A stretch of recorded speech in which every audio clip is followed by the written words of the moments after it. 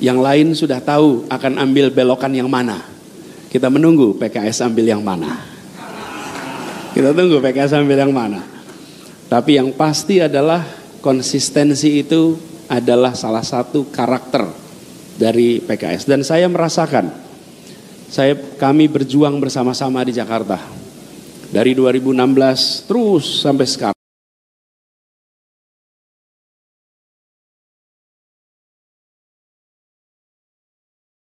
Pemilihan presiden telah berlalu, namun gelombang politik di Indonesia masih bergulir dengan kecepatan yang mengejutkan. Setelah Mahkamah Konstitusi menolak gugatan dari kubu Anies Baswedan, Muhaimin Iskandar dan Ganjar Mahfud, pasangan Prabowo Subianto dan Gibran Rakabuming resmi ditetapkan sebagai presiden dan wakil presiden terpilih untuk periode 2024 hingga 2029. Namun, suasana politik tidak berhenti sampai di situ. PKB, PKS, dan Nasdem, yang sebelumnya berada di dalam koalisi perubahan, kini memberikan sinyal yang mengejutkan dengan merapat ke koalisi pemerintahan Prabowo Gibran. Langkah politik ini mengungkapkan sebuah pergeseran dramatis dalam politik Indonesia. PKB, yang sebelumnya mendukung Anies Baswedan, tampaknya siap untuk bergabung dengan pemerintahan Prabowo Gibran. Pertemuan antara Ketua Umum PKB, Muhaimin Iskandar, dengan Prabowo, menegaskan keinginan PKB untuk bekerja sama dengan pemerintahan yang akan datang. Selamat secara langsung kepada Pak Prabowo sebagai calon presiden yang terpilih pada pemilu 2024 ini.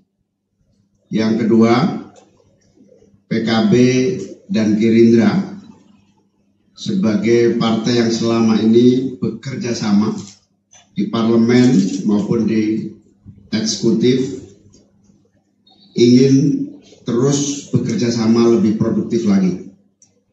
Apalagi Pak Prabowo sebagai presiden terpilih akan menghadapi berbagai agenda pembangunan yang begitu menantang di masa yang akan datang.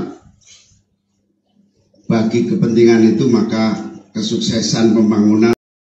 Tidak hanya PKB, PKS dan Nasdem juga sudah memberikan sinyal secara tegas akan mendukung pemerintahan yang akan dipimpin oleh Prabowo Gibran. Pernyataan tersebut tegas dinyatakan oleh Surya Paloh dalam kunjungan ke rumah Prabowo. Seluruh kekuatan institusi yang ada di negeri, kita akan mampu memberikan jauh lebih hebat dan berarti untuk tetap melihat Indonesia dengan optimisme ke depan. Artinya, sekali lagi saya katakan, kita siap untuk memberikan dukungan sepenuhnya ya kan, kepada pemerintahan baru di bawah kepemimpinan Pak Prabowo Subianto dan Mas Gibran. Terima kasih.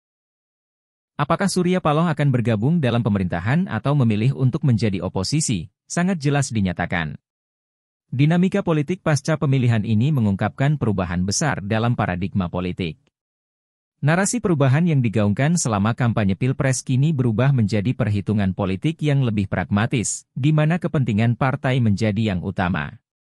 Sementara PKS juga mengikuti jejak yang sama.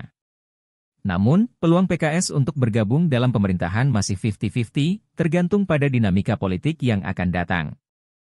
Dengan demikian, politik Indonesia kembali menunjukkan wajahnya yang penuh dengan kejutan dan perubahan. Tidak lagi hanya tentang narasi perubahan, namun juga tentang keseimbangan kekuatan politik dan kepentingan partai yang terus berubah. Yang lain sudah tahu akan ambil belokan yang mana. Kita menunggu PKS ambil yang mana. Kita tunggu PKS ambil yang mana. Tapi yang pasti adalah konsistensi itu adalah salah satu karakter dari PKS. Dan saya merasakan, kami berjuang bersama-sama di Jakarta. Dari 2016 terus sampai sekarang.